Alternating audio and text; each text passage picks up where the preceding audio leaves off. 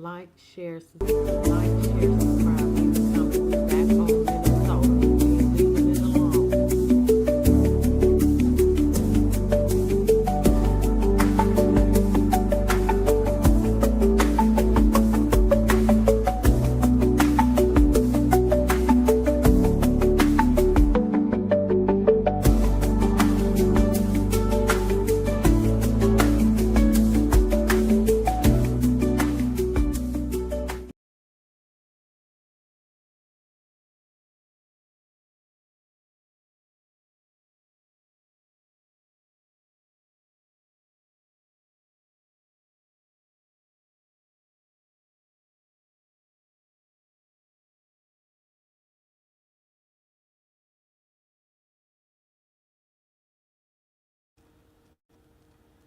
All right, let me see. Okay, y'all can hear me now. So I'm gonna stay on. I'm gonna stay in this ass because I'm saying 9 million, 9 billion in Somalia fraud based on taxpayers from all this feeding the children, all this damn fraud. Get the fuck out of here. Tampon knew all about it. I think I'm gonna do it. Tampon Tim knew all about it. All of them need to go. All of them need, and his ass don't need to be reelected. But this is the latest. So I'm just gonna do something real quick to finish off. I'm catching a little cold. More charge in Justice Department Minnesota fraud investigation. The Department said five more people have been charged as part of the investigation fraud allegation in Minnesota.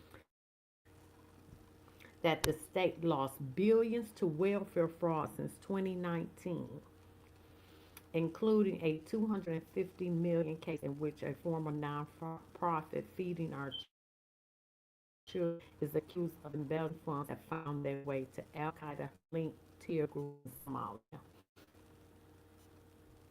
Two of those charged were individuals from Philadelphia who any connection to the Somali American community, but were told it's a good way to make money. A source told News Nation that Al Shabaab organization received a cut of some money sent to alleged fraudsters' home country of Somalia. More than 80 people have been arrested. Get the fuck up out of here. Speaking to reporters, U.S. Attorney J.H. Thompson said there was no evidence that money was given to Russia, although most of the money made its way to the group, which often collects tax people in area it controls. Thompson characterized the fraud as unique because it's not the typical fraud of overbilling where providers charge for more expensive service than it was actually provided. But the creation of organizations designed social programs. He also emphasized the human cost, noting that many individuals who applied to the organization generally needed assistance but did not receive it because of the fraud. Under an X account claiming to represent 480 Minnesota Department of Human Services workers, they say they alerted Tampon. If they put him back in office, if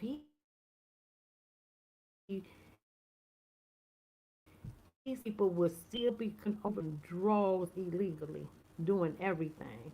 And our job to take care of them. Fast figure this shit out like we had to do.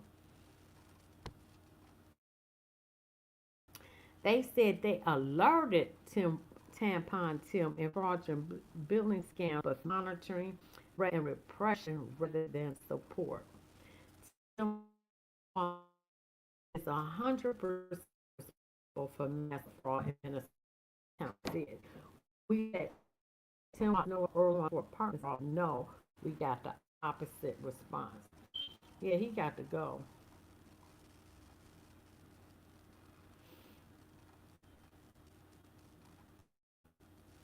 So ICE operations targeting Somali immigrants underway in Twin Cities. And then you had that fool getting on social media talking about, yeah, I'm just a freeloader. Freeloader. Thank you, white people, for paying for me to stay at home, and he get $400 or $500 in food and free housing. ICE picked his ass up the other day. Go back to your shithole country, as Trump said. Make your own country great. Why the fuck y'all here? Y'all from y'all coming here, fix your own shit. Instead of coming here stealing from the taxpayers. We need every dollar we can. CBS News has confirmed immigration and customs enforcement operations targeting Somali immigrants are on the way. Go the fuck home. The enhanced action comes. Trump said, "I do not want Somalia in the country. I don't either." Hey Kelly, how you doing, babe?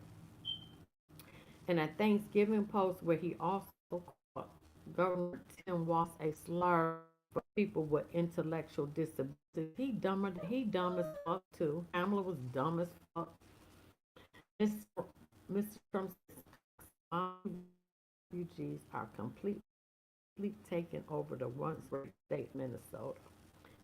President Trump also ordered that all green card holders from Somalia and more than a dozen other countries be re-examined, adding that he would end the temporary protected status for months, in which he did in other like 800 people. But now he's going through the green cards, visas, and all that. A U.S. official earlier this month said ICE was planning to serve resources in the Minneapolis-St. Paul area, targeting drug deportation orders. People were expected to be targeted.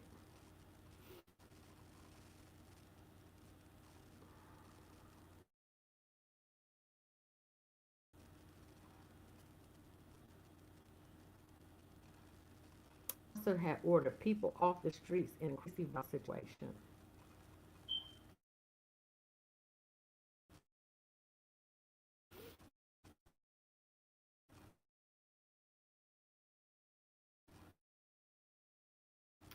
Police said two people were arrested Sunday when fundamental in private mall occurred at YV Lot on White Bear Avenue. Then the Tampon Tim dumbass, he said uh, when he sent a letter to Homeland Security, Christy, accusing federal agents of unlawful practices, including detaining multiple U.S. citizens during the ICE operation. That's bullshit. Then federal agents used pepper spray on a crowd in Cedar Riverside neighborhood. All right, that's ladies. Look into these videos because I got to get this shit on my feed. Hold on.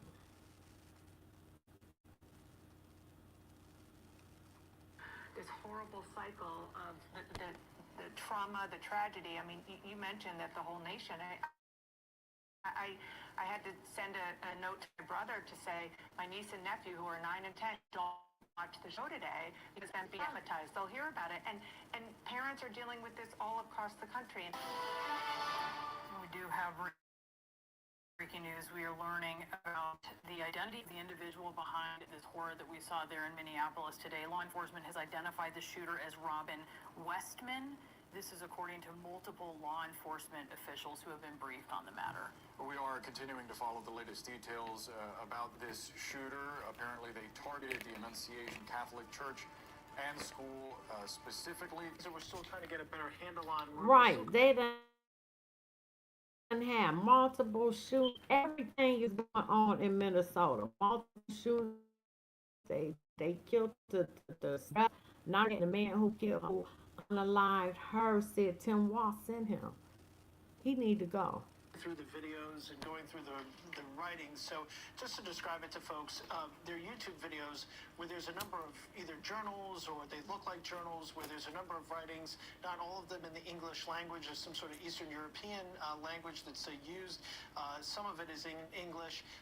And this individual is writing about a whole host of things. Won't get into all the particular details. As we stated last hour, we're not here to do the bidding of this individual so that we can basically put out the information they were hoping to gain out of this shooting. We won't get into all the particular details. So earlier this morning, as I'm sure the nation is now well familiar with, we witnessed a horrific and tragic and vile and disgusting school shooting that took place at a Catholic elementary school in Minneapolis, Minnesota. Our thoughts and prayers are obviously victims. And I'm not going to go into that, but that was definitely by a trans person. After yet another horrific shooting, this time at hands of Robin Westman, a 23-year-old transgender from Minneapolis, public figures are saying that prayers are not wanted anymore. CBN's Billy Hollowell joins me now. Billy, it seems to me that prayer is the most important thing we can do here, but some people disagree. What's going on?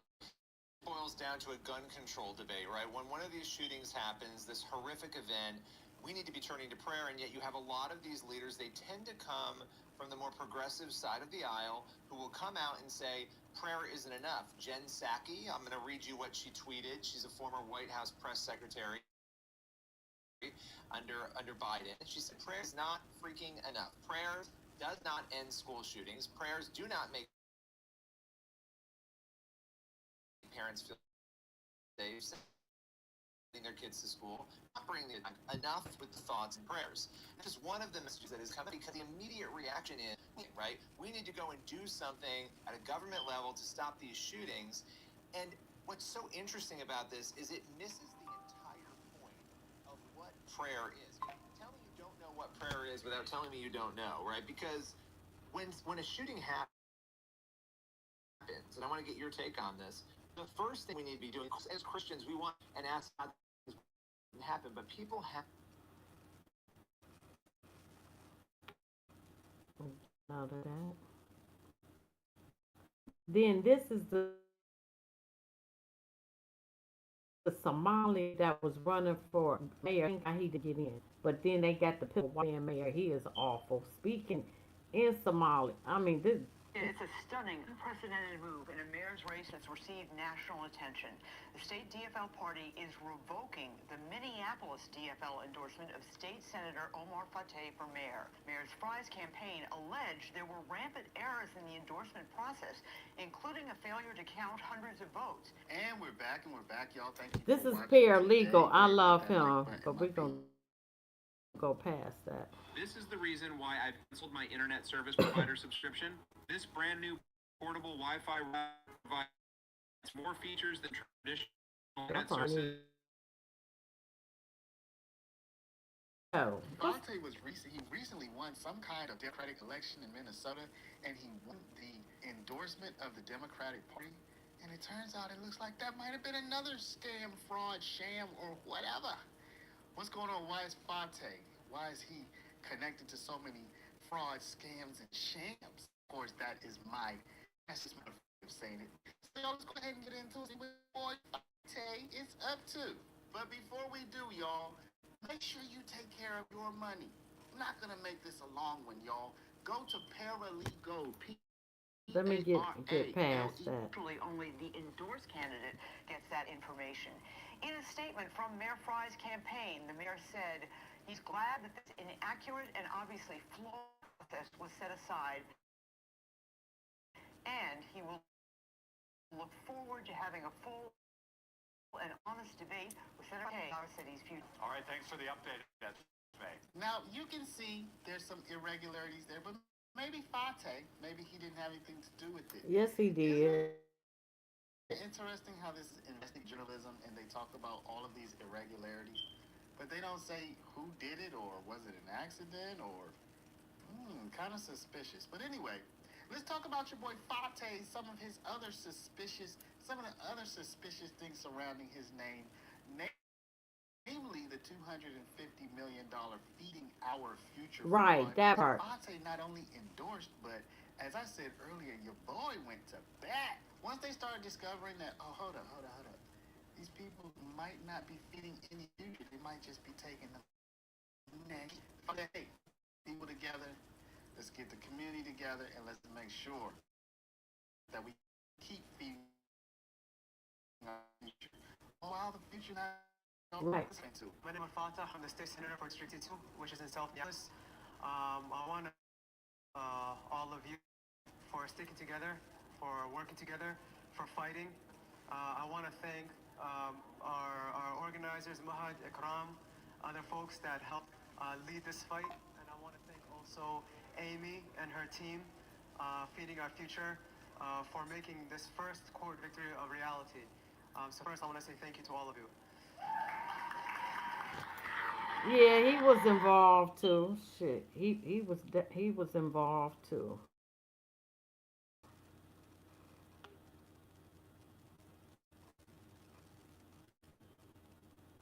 Imagine paying to donate truck full of items only to find out they crashed. That's what happened to one local family. For months, the Collins say they can't decide what to donate. DCL investigates what happened and what you can do following a pickup. Here's senior investigative reporter Jennifer Merrily. So these were things that I was able to find at the dump. Mary and Matt Cullum collected items from big to small. This is like the onesie that goes with the monster pants. To donate over the course of a year. The ones that I was able to locate from the dump because it was still in the plastic bag that we had organized everything in. Let's explain how we got here. The Cullums felt strongly about making sure what they could no longer use went to another loving home. This stuff is in our basement, cleaned it for a while. And like getting rid of it was like saying goodbye to that chapter in our life. But like what gave me peace is knowing that some other kid would get to enjoy it. The family had a long list that filled a 20-foot moving truck. Dressers, coffee table, the end tables, the Damn, they donated a lot to be dumped. The oak cabinet, a bed, Frame headboard. basically anything you could use to furnish like an apartment. Plus toys and clothing, bikes and baby swings. They found a company that said they could do it all, sort and donate the items. The Shoreview franchise of college hunks hauling junk. If you look at their website, they pride themselves in repurposing, recycling, or giving things before they take anything to the dump. So this appealed to you? Yeah. Cullums paid $1,500 for the pickup. Damn. About an hour and a half later, Mary started to regret donating some sentimental items. By then, it was too late. And that's when he told me it was all gone. What did he tell you? He said, Mary Wow. was here in hopes of salvaging something. It was just an overwhelming pile. It's garbage. I was trying to look for like large items. I had to bulldoze. The video walking through the debris at the site, grabbing what she could save before she says it became too dangerous. And she watched the video of the donation being crushed. My mama heart was breaking because I wanted to get That's rid a of damn this, shame. and I was just so disappointed. Donating to less fortunate people in Minnesota just to have it dumped. Wow. Getting back to the Minnesota shooting. Does anyone else find it odd that the gun used in the Minneapolis shooting says sponsored by BlackRock? When Thomas Crooks, the gunman that tried to assassinate Donald Trump, was conveniently featured in a BlackRock commercial. How just a few days before the shooting, BlackRock's chairman CEO Larry Fink became the co-chair of the WEF. Global elite organization wants the world to take a page out of Australia's book and buy back guns from their civilians that they find to be too dangerous. The same organization with the 2030 agenda that says I own nothing, I have no privacy, and life has never been better. Which is interesting since BlackRock is buying up affordable homes in the United States through READs in the Midwest. So eventually, Fact. to rent from them and be harder to own some. So is this or are they literally telling us what they are doing in order to get the public behind pushing their agenda? No matter who or what is behind the shooting, I think we can all agree that it is pure evil. As always, I want to hear what you think about all of this down below. Does any Well, I'm tell you this: if you go and watch the movie, The Manchurian Candidate, the military,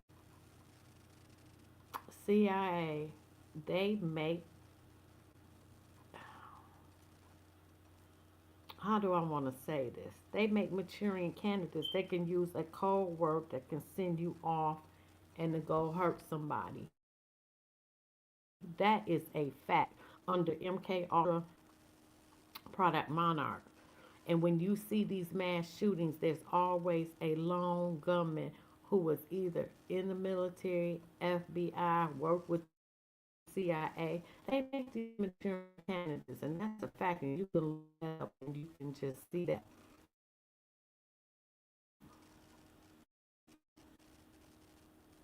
Okay, here we go. Back to the fraud. Because there's so much going on in Minnesota, man. This we is were talking about the Feeding Arturo. Your Future scandal last week, where they got millions of dollars to feed children during the pandemic, right? And they said we're feeding 20 million kids a month or something like that. And what are you talking? There was no way that was happening, right? All they were doing is all these Somalians were over there pirating money, and they were just getting hordes of money, and they literally only spent like $2,000 on feeding people, kids, I guess. So the whole time they were just filling their pockets as a non-profit organization. It's these non-profits, man. These non-profits are the way to get around laws and the way to make yourself filthy fucking rich. And these Somalians love doing it, man. They figured out the system. Prey on the weak, children, elderly, and Autism. You plan to testify against all the other defendants? Murdasa admitted that the nonprofit he formed, Youth Inventors Lab, was a phony company. He used fake meal count sheets, all to help his co-conspirators steal more than $3 million in federal child nutrition money without serving so much as a single bagged meal. Now, documents reviewed by Care 11 Investigates show that Youth Inventors Lab is not the only business Murdasa had. And the child... Imagine how easy that is. You just fill out a piece of paper, you submit it, and you just get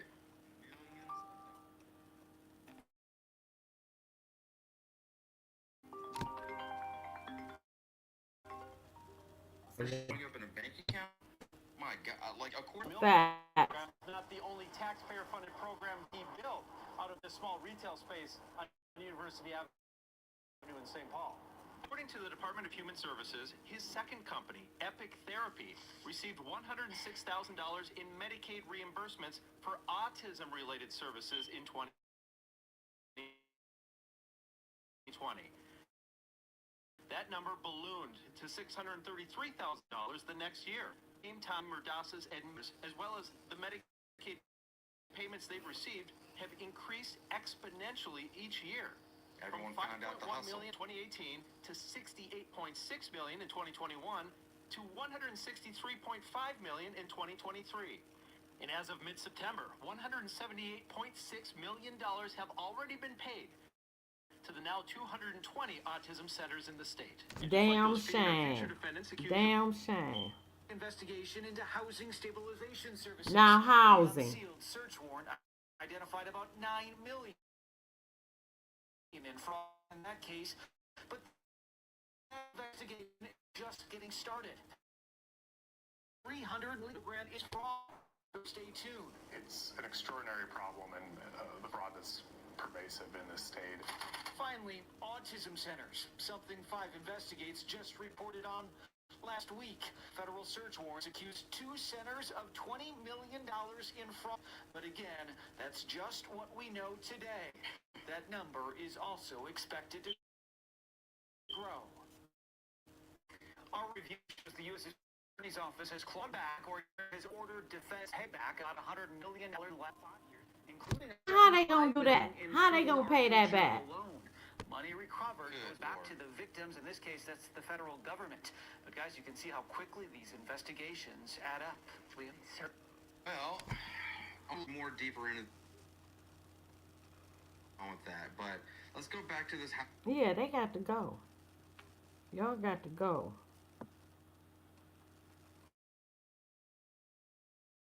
Hi everyone, welcome A back. 100 And million housing on fraud. my last video that's just about That- stabilization services, or HSS for short, to help income and disabled adults find housing. It was supposed to help people with mental health conditions, substance use disorders, or chronic illnesses get into stable housing situations. Sounds noble, right? Well, here's the problem. By 2024, the program's cost has exploded. The state initially projected this program would cost just $2.5 million per year. But by 2024, the tab hit over $100 million. Most of it paid through Medicaid. Now, that's not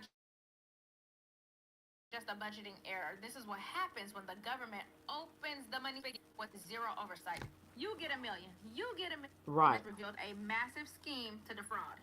The program, including providers billing Medicaid for housing services that were never provided. And in many cases, they targeted vulnerable people living in addiction recovery housing.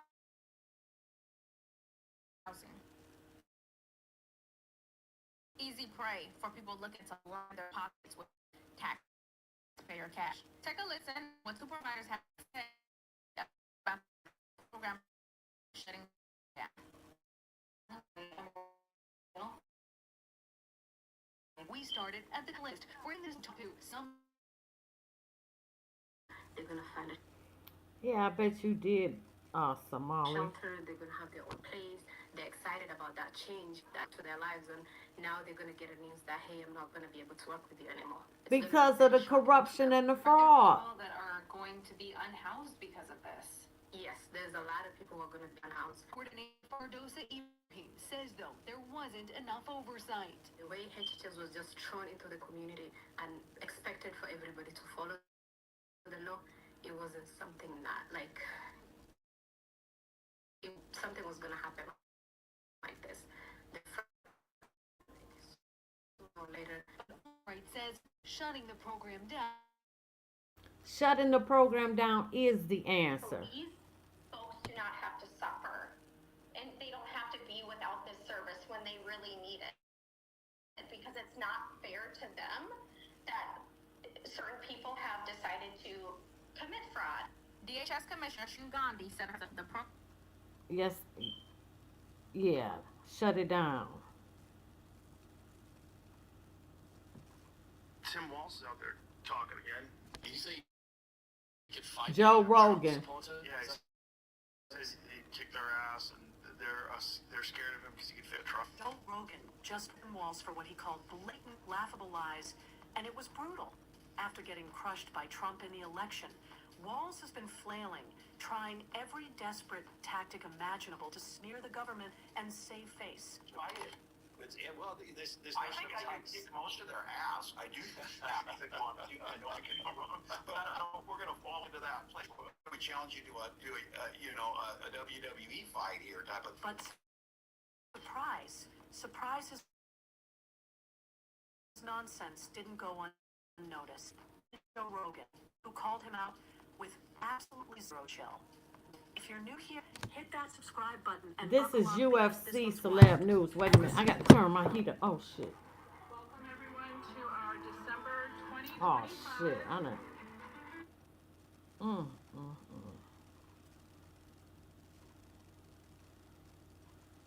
Tim Walz is out there talking again. Fan fiction series.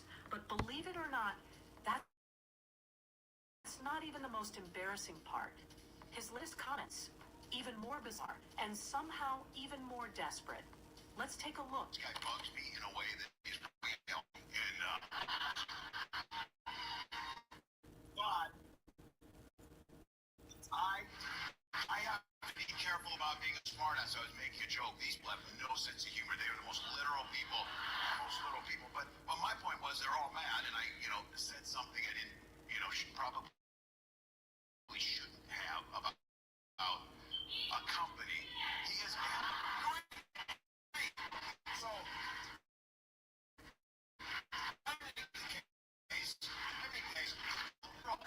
but they compare the disparate Minneapolis VA who care for our veterans. We will have a conversation about seating government.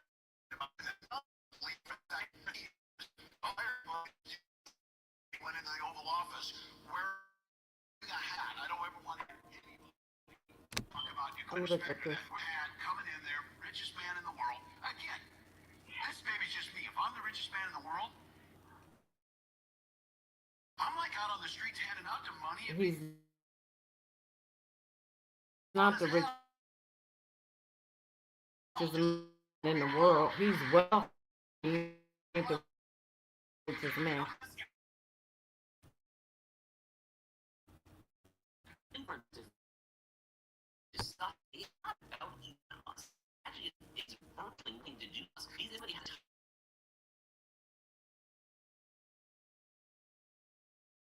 Isn't the vice president? Can you imagine the chaos? If Walz had his way, he probably vindictiveness masquerading as governance. True leaders build bridges, not burn down businesses out of spite. But with Walz, party loyalty seems to come before loyalty to American workers and innovation. Whether it's tech companies, energy firms, or anyone who dares to think independently, they'd be walking targets under his leadership. It's no wonder Minnesotans are growing tired of him. The last thing this country needs is someone in higher office who treats political disagreement as grounds for destruction. Facts. Facts.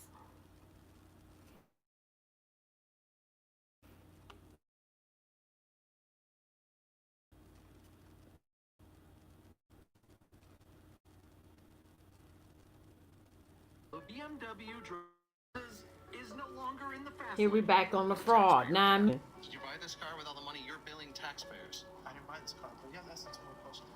Today, the state moved to immediately terminate its fraud-riddled housing stabilization program. So we got a massive fraud scandal that was finally This is shut down. Arturo. This is the Housing Stabilization Services Program, where they were stealing over $100 million a year.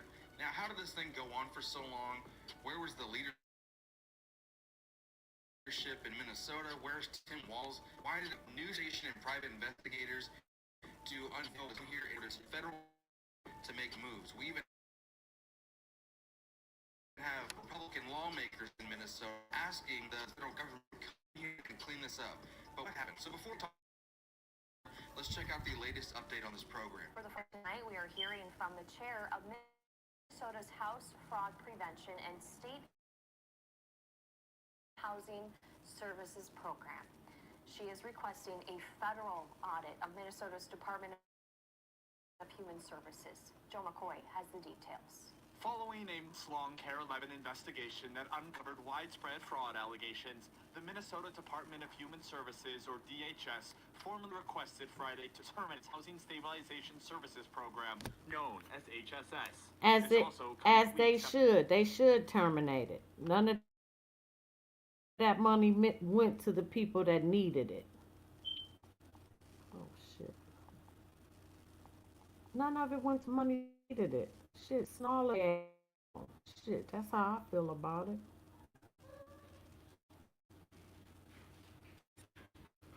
I'm gonna keep this because he did not become mayor. See, when a man robs me, this is real Melanie King. I like her. That was supposed to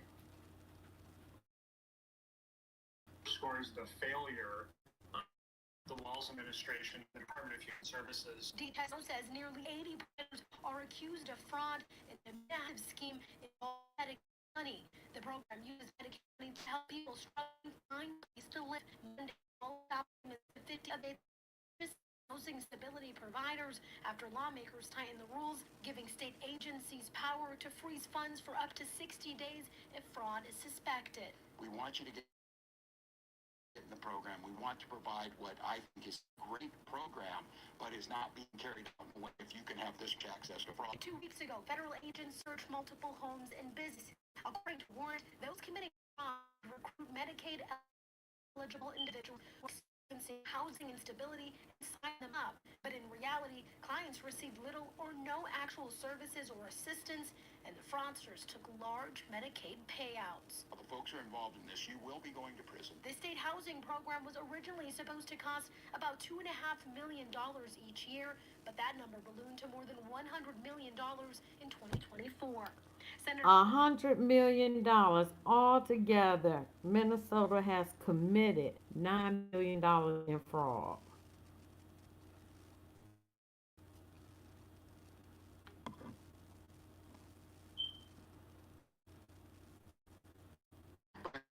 Last month, Disappeared.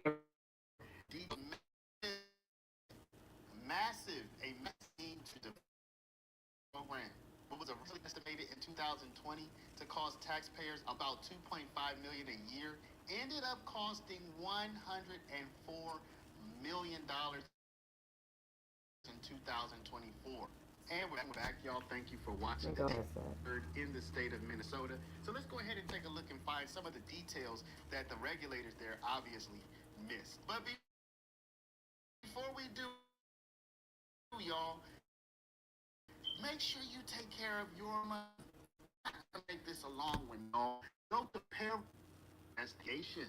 To terminate the housing stabilization services Okay, program. we heard that, so we're not gonna hear that again. Investigate fraud So tied we to the going program. but Tim Watson The should have been DHS's cooked. temporary commissioner, Shit. Shireen Gandhi, wrote a letter Friday to the Federal Centers for Medicine and Medicaid Services requesting to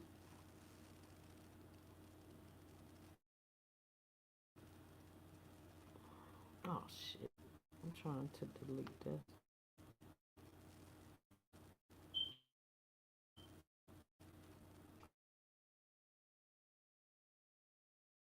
Hey, Miranda. For those unfamiliar, Feeding Our Future was a Minnesota-based that claimed to feed children during COVID school closures. They took advantage of emergency USDA waivers that suspended oversight to get food to kids quickly. It sounds great in theory, until the money started disappearing. They exploded from managing a handful of sites in 2019 to over 300 sites by 2021. But here's the kicker. Many of these were completely fake. No food, no kids, just lies.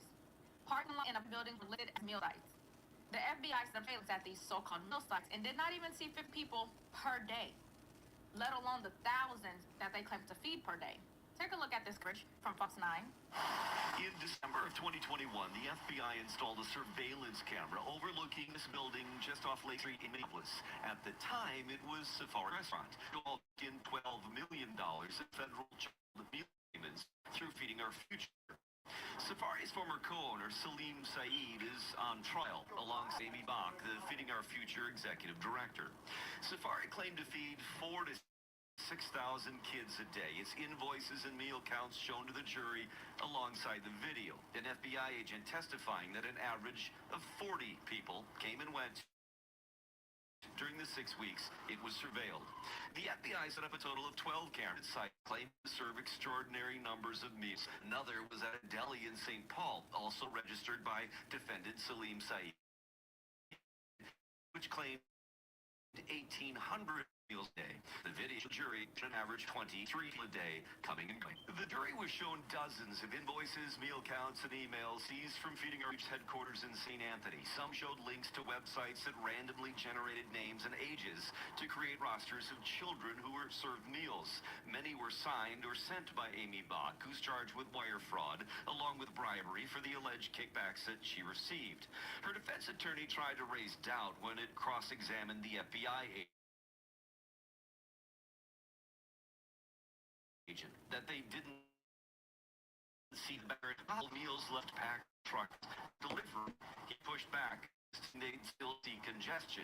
To that, he said, I would say it would not make. First of all, I Facts. cannot believe Amy Bach's lawyer is trying to portray her as an innocent victim who was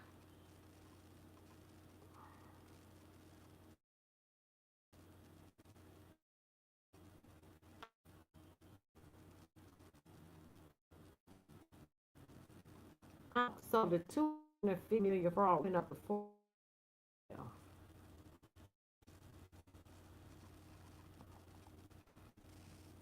It went from 250 million to 400 million. So they did autism, food fraud.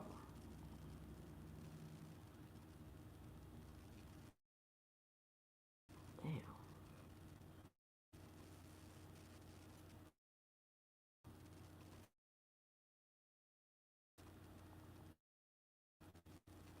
Autism, Medicaid, fraud, housing. They did every damn kind of fraud you couldn't.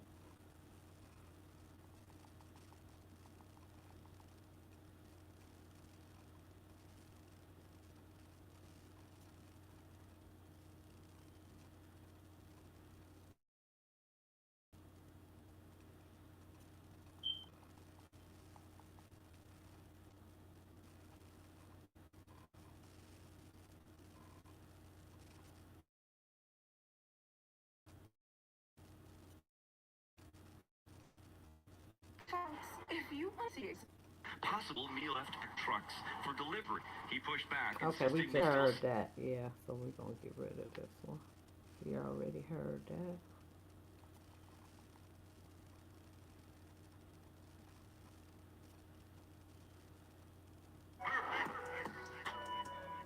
This is retro stuff.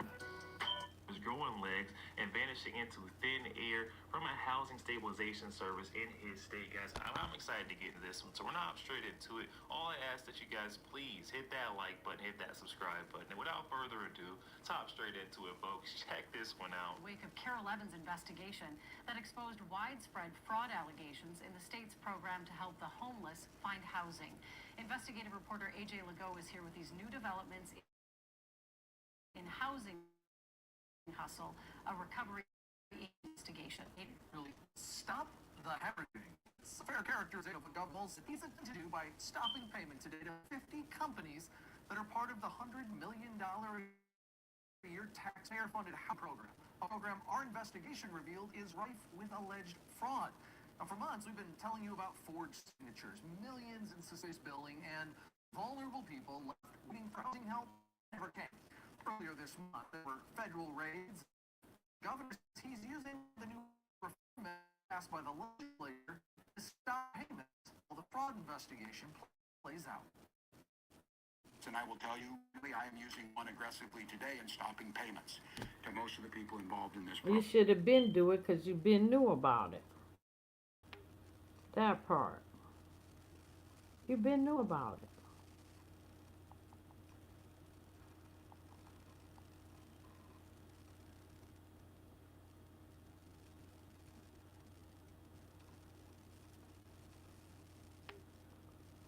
So then that feeding Today, a judge ended handed up down the stealing $1 longest billion. sentence so far in the Feeding Our Future fraud scandal. Amazingly, it's not the only major development in court.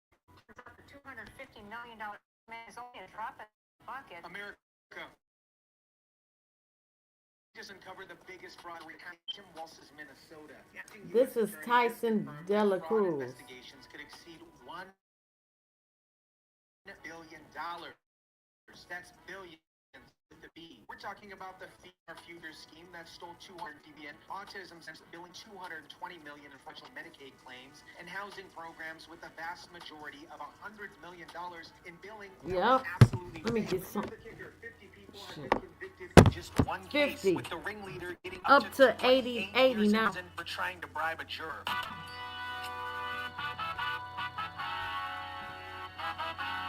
Federal prosecutors are calling it a milestone mark. 50 convictions have now played out in the Feeding Our Future fraud. Tonight, we're digging deeper into these latest events in this $250 million ruse. What is up, guys? Tyson De La Cruz here. Thank you so much for rocking with me. This story perfectly shows what happens when you elect weak Democrats who care more about looking compassionate than actually protecting taxpayer money. Let me break down just how massive this fraud case really is. Acting U.S. Attorney Joe Thompson told investigators he could expect a total scope of fraudulent use of taxpayer money exceeding $1 billion. When asked to describe that number, he said it's an extraordinary problem and fraud is pervasive in this state. I think it is. Yeah, absolutely. To me, that's astounding. How do you describe that?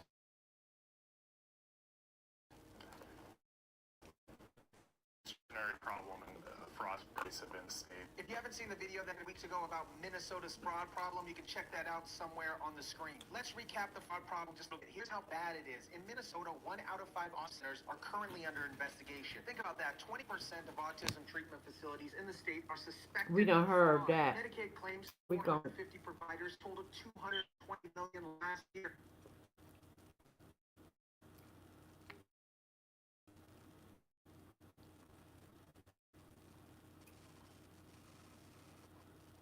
We got to talk about Tim Walz because, as you know, he shut down the Housing Stabilization Services Program, cut off the money for everybody, even the people that are not bad actors, the people that are trying to help people, right? He just shut the money off because he did such a bad job in investigating all the fraud. The fraud got out of hand, the federal government got involved, and now he just said, all right, we'll just shut the money for everybody, and problem solved, right? It's terrible leadership, and Tim stand by his decision. Here at home tonight, we're asking Governor Tim Walz. Fraud got so bad in the state housing program that it's now being shut down. This, as legitimate providers, not part of the problem, rallied at the Capitol today on behalf of themselves, their employees, and people they help. Yep. Kellen Gray, live at the state Capitol right now with how the governor said this all happened. Kellen? Tonight, Governor Walz is defending the decision to shut the program down entirely, while also telling us he doesn't know if this would have necessarily been DHS's choice. He tells us he does support a relaunch, but that additional safeguards are necessary. Governor Walz visiting Vikings training camp Thursday as an investigation into the state's Housing Stabilization Services program continues. My message to folks out there is if you're doing these, Units show program explode size in recent years to more than $100 million in claims. The Department of Human Services website shows more than 1,800 providers statewide. It's unclear how many were active. DHS announcing nearly a week ago it's suspending payments based on credible allegations of fraud and has moved to terminate the program. Can you explain how so many providers were approved for this? Why was there a lack of oversight for the providers that were being approved? And what was the enforcement providing the services that's supposed to be? What a new program,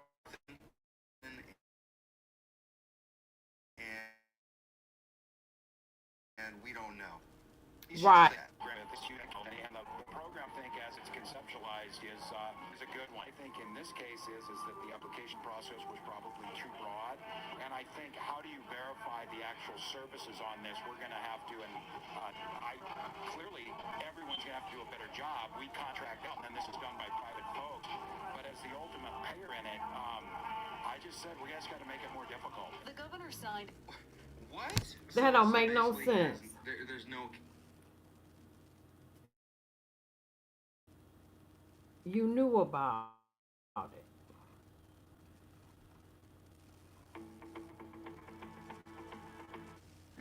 And then, but on the eve of deliberations, of course, there was this huge story that one of the jurors had a bag full of money dropped off at her door, instructing her to vote not guilty.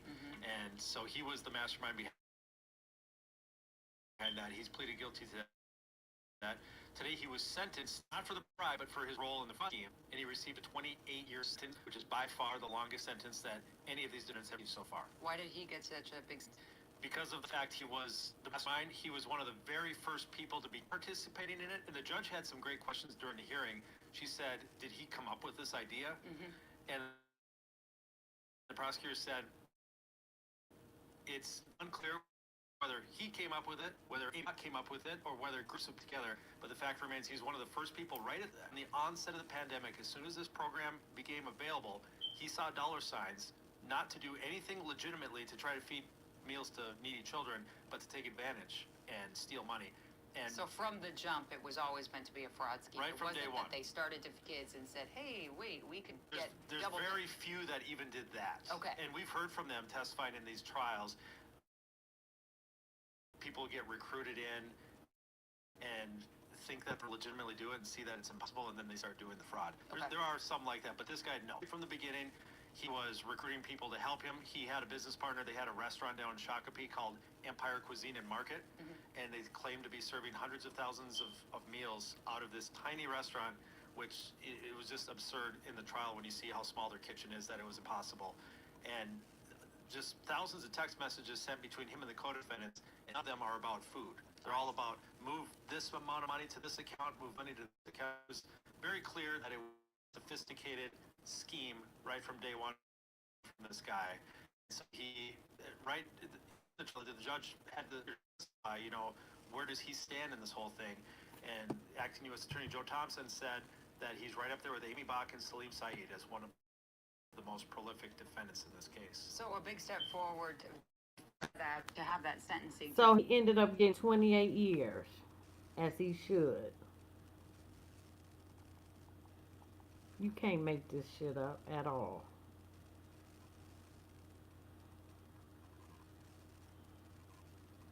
Oh, this is how they found the fraud. This is KRAE.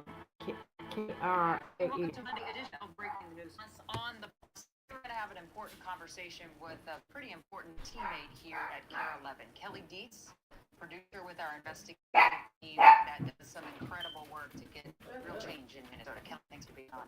Hi, Jennifer.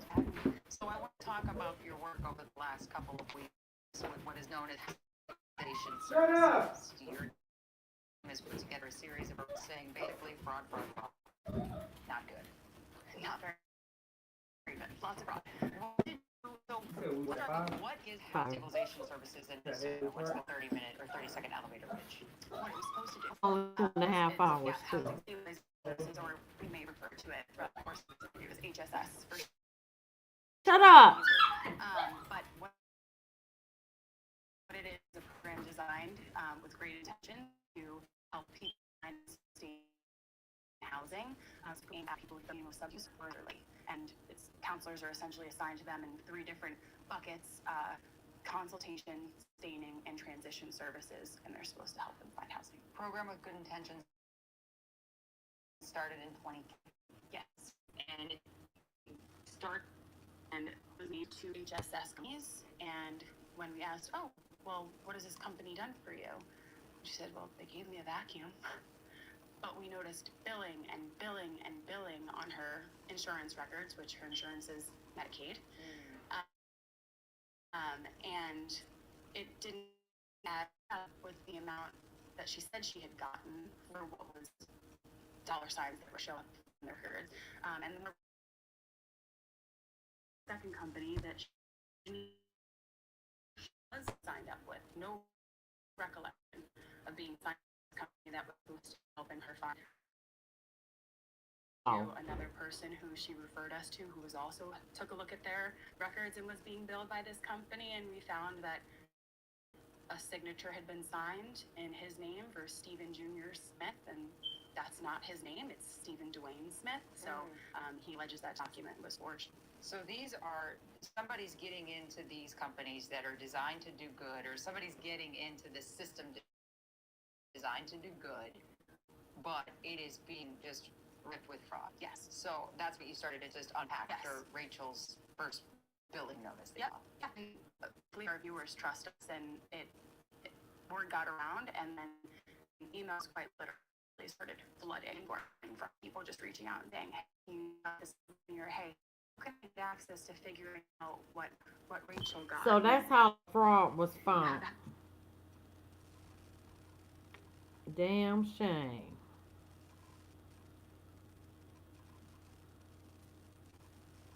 I don't know how this guy is. Like, share, subscribe, leave a comment.